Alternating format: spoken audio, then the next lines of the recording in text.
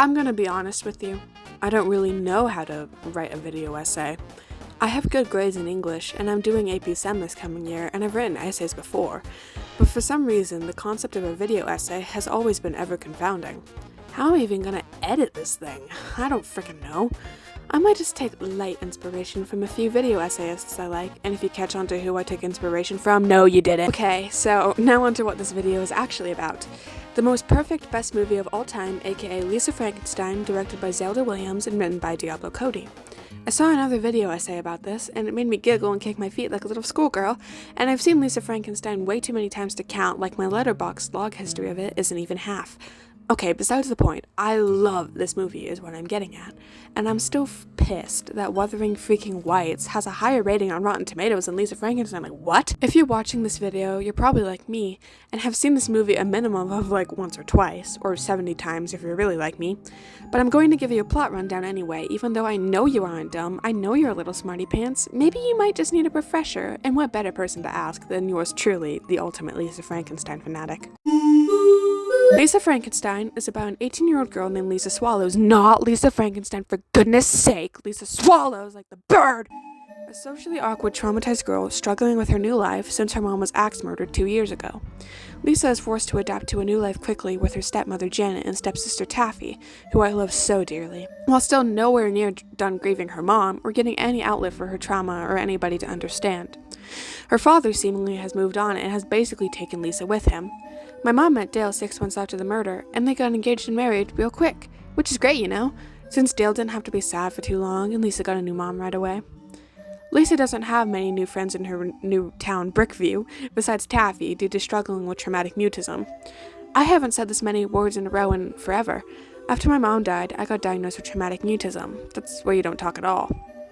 Her outlet for all these struggles is a bust of a young man in a cemetery called Bachelor's Grove, where she talks to him sometimes and reads poetry, basically him acting as an emotional outlet for her. Taffy takes her to her party, where Lisa has an unfortunate time getting a spiked drink and then assaulted by a boy named Doug. Lisa stumbles away and into the cemetery, where she encounters the bust and says, "I wish I was with you," before going home. The same night, there's a thunderstorm that strikes the young man's grave, and he is miraculously resurrected. One whack-ass drug trip later, another fumble with her crush Michael Trent, and an awkward family talk, Lisa stays home to watch a movie, and that's when she finally meets the ever-attractive young man in the form of his resurrected shambling corpse and the weirdest meet-cute literally ever. After getting her face projectile vomited on and a few awkward icebreakers that don't lead to a lot of answers, she realizes that maybe this guy isn't so bad, and decides to keep him around. When she takes him up to her room, she finds out that he's her young man when he points to the wax rubbing she did of his tombstone at the start of the movie, and returns her mom's rosary that she left with him for safekeeping.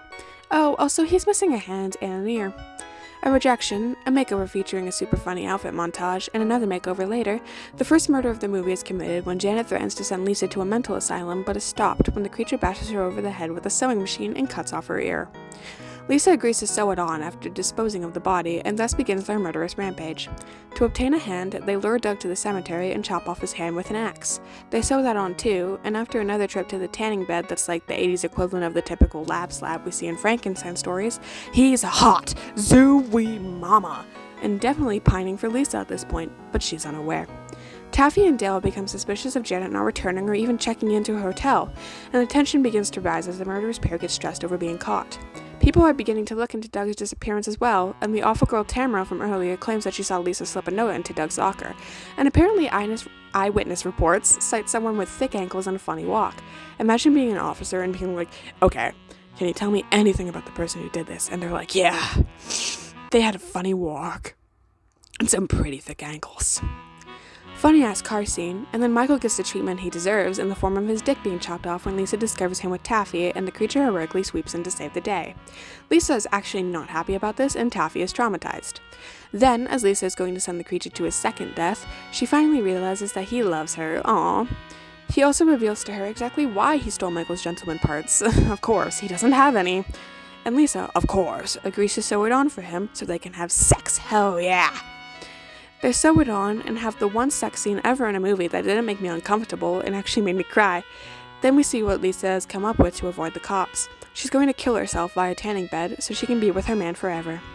Taffy is now traumatized and has a dead mom and sister and boyfriend, and Lisa's dad just wants some Fuddruckers.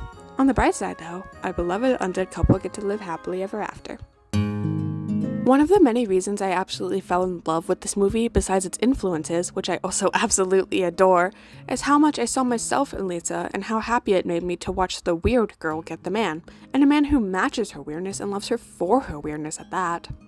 I have a section later in this video dedicated to talking about the creature more, so I'll try not to harp on it about how much I love him here.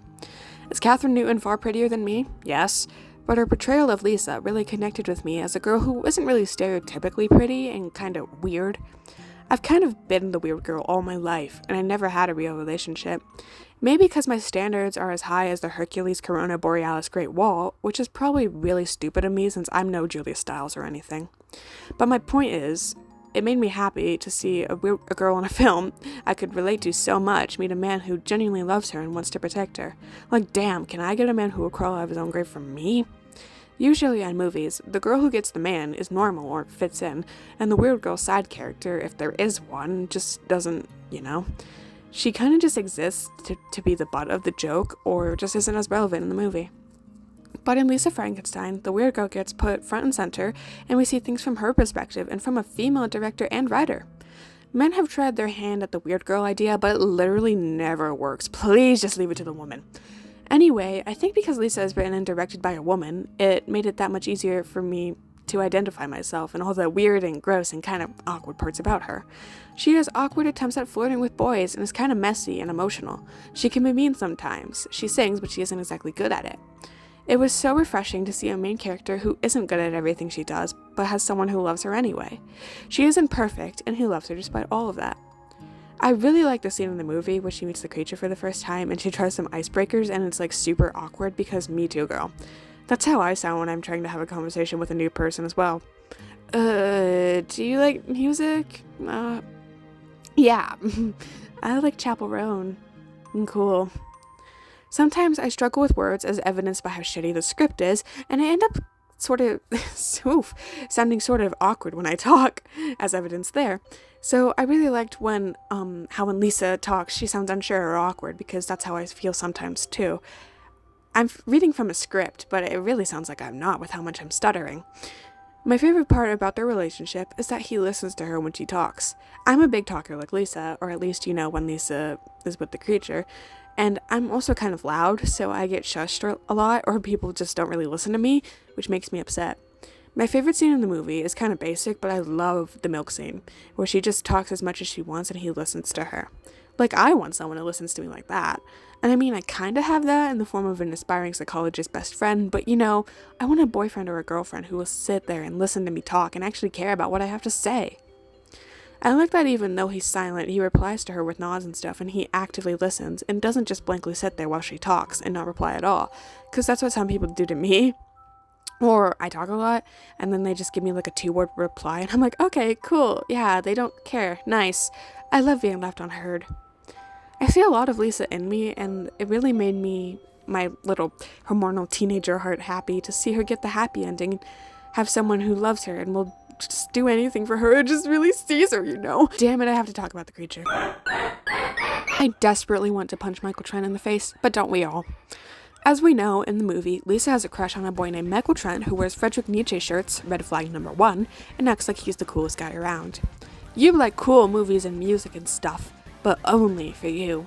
You want to be the smart one who likes cool stuff, but you don't want your girlfriend to like cool stuff.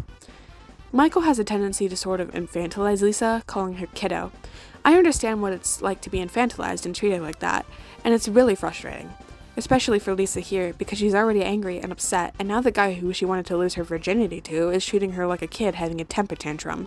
I am fighting so hard to not just quote Lisa's whole rant here, because I love it so much. I think Lisa's rant to Michael and Taffy, you like cool movies and music and stuff, is also sort of referring to the fact that Michael doesn't really pick up on the pop culture references Lisa makes to him, like the Sally Ride comment earlier in the movie.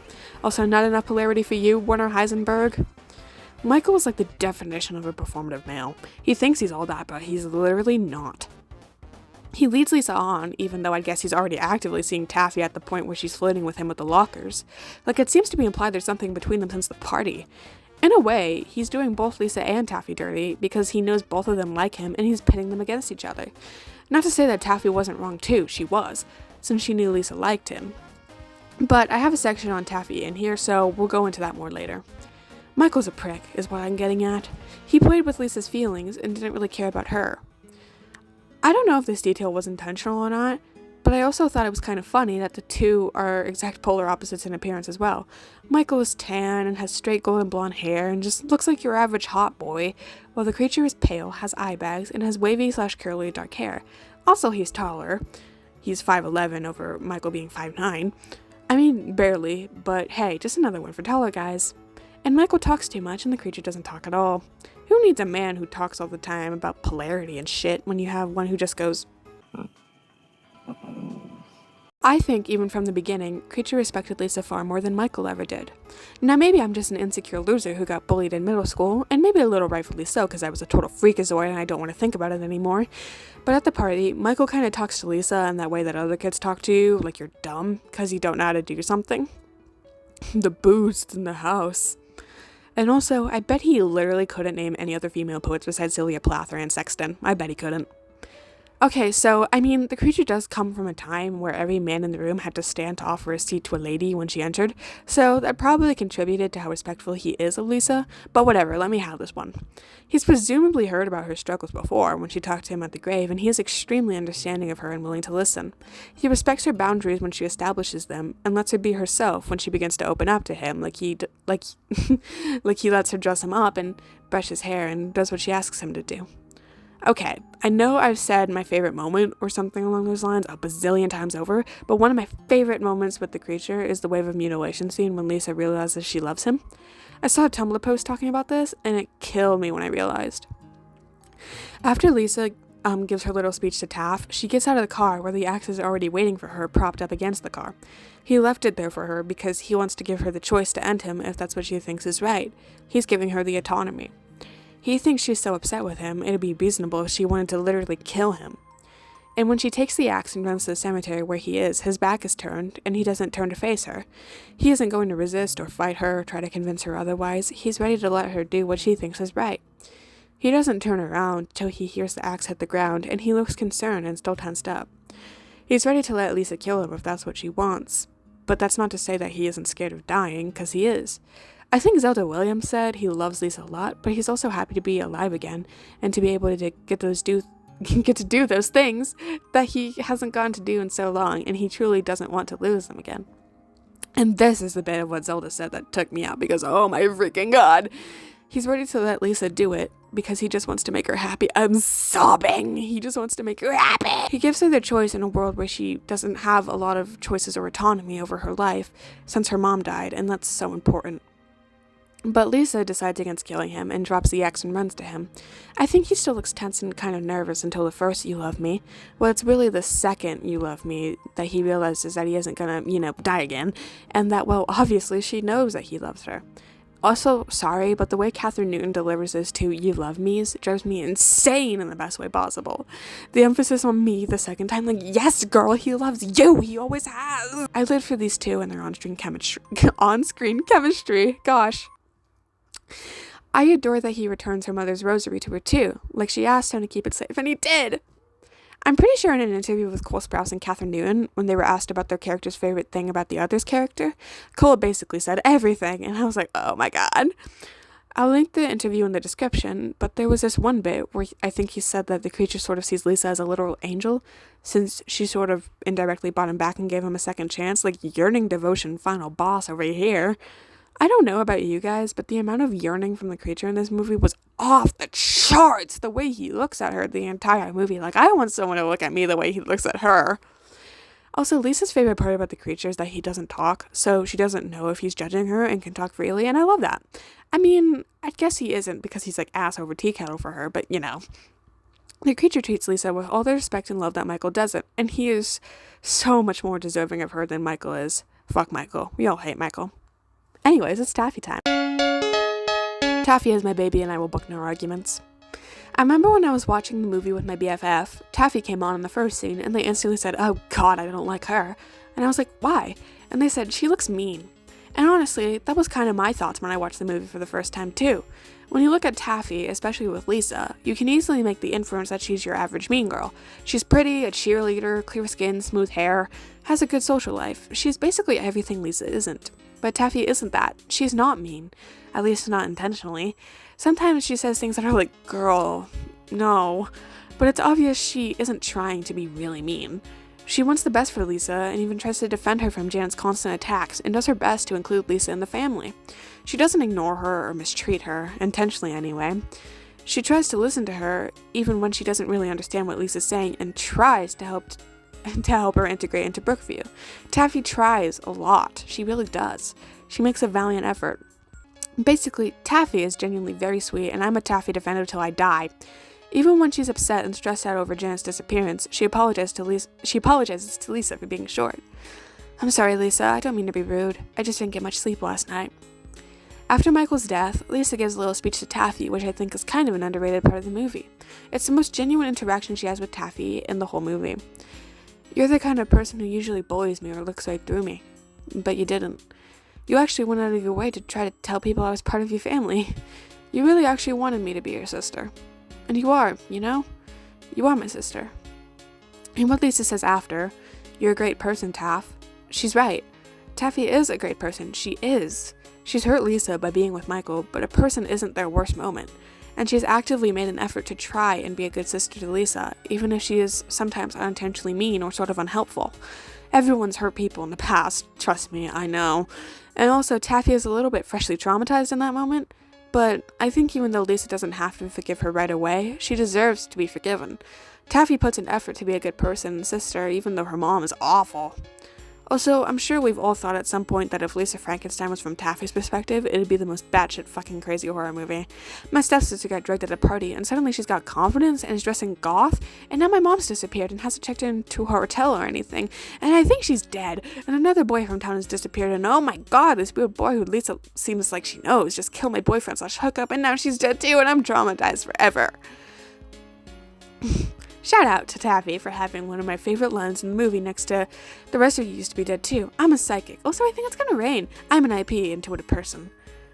Kokomo. When I tell you, I can't even listen to the song Kokomo without quoting this, and I always crack up when she says it. Also, I think Liza Sobrano should be a scream queen, because Jesus Christ, she can scream. I've been Lisa multiple times for Halloween, but Taffy would be fun too. Real fans know my girl Taffy. Lisa is by literally no means a good person. But damn, you can't help but find yourself rooting for her. Did Janet or Doug really deserve to die? No, not really. But you gotta admit, it's satisfying to watch. Little side tangent, but I remember watching the movie for the first time with my mom, and when the creature hit Janet over the head with the sewing machine and started cutting her ear off with the sewing scissors, my mom was laughing like a maniac. She was laughing because it caught her off guard, but it was so funny to think that my usually calm and mysterious mom was just revealing her inner psychopath there. It's really interesting to watch Lisa's character arc as she goes from the shy, timid girl to a confident, maybe slightly murderous one. I'm sure perhaps you noticed in the movie that Lisa doesn't really seem too freaked about murdering Doug with an axe or just stealing blood, which one might expect from a traumatized person like Lisa. Like when Janet dies, Lisa doesn't really freak out till he starts cutting her ear off, but also she quickly calms down after the hug. So cute. She agrees to sew the ear on near instantly, and she doesn't have much of a problem with using an axe to murder Doug. I think Lisa using the axe as her main weapon of choice is very much her reclaiming her trauma, getting to be the person to use the axe instead of the victim. She doesn't want to feel like the victim of a situation anymore. She wants the power over the situation. And in a way, the creature was the one who gave her that, or at least pushed her towards the confidence boost she needed via murdering Janet. She gets to be the perpetrator instead of the victim for once, and gets to get people who have wronged her out of her life while she's at it. Basically, the axe becomes a symbol of power and strength for Lisa rather than the thing that ruined her life. And another thing is losing her virginity. Lisa Frankenstein is making fun of the 80s movie trope of needing to lose your virginity, but I think that's another thing for Lisa. She doesn't lose it to Michael, she loses it to the creature who is the one who helped her develop and become confident in herself. She does it with someone who really deserves her and makes her feel powerful and strong. Which is why during that sex scene I was slightly crying and absolutely rooting for them, because you get these two characters who have developed and changed drastically because of each other, that finally get to be together and defy the norms of everything. The sex scene makes you root for them and be happy for them and he and Lisa's growth. Disclaimer, murder is not okay though. Lisa Frankenstein is my favorite movie literally ever, if you couldn't tell. I've been kind of nervous about making this, since I'm insecure about my voice and the fact that I freaking stutter all the time. But I wanted to try my hand at video essays, because someone needs to hear my thoughts other than my mom. I've given some of my friends my channel link, so no doubt they'll be in the comments here. I know I'm kind of with a niche audience here, since nobody has seen this movie except for the most peak cool people, so if you're watching this, you're peaking cool.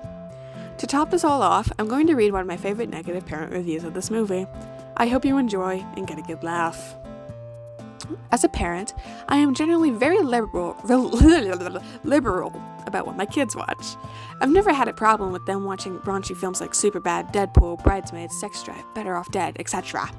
Those movies, despite their edgy content, offer underlying themes or moral lessons that make their crudeness forgivable. Unfortunately, Lisa Frankenstein misses that mark entirely, making it a film I can't recommend for younger audiences.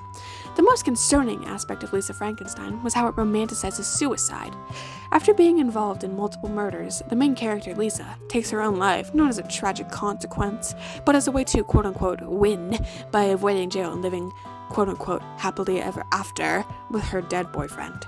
This sends a dangerous and irresponsible message, especially to young viewers who may not fully grasp the seriousness and finality of suicide.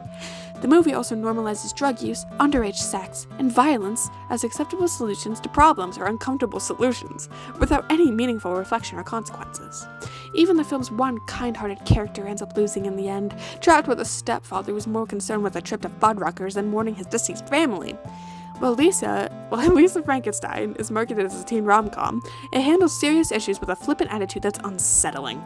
As someone who typically finds value even in the most irreverent of films, I found this one troubling and inappropriate for kids. Parents should be aware of the misleading PG-13 rating and think twice before letting their kids watch it.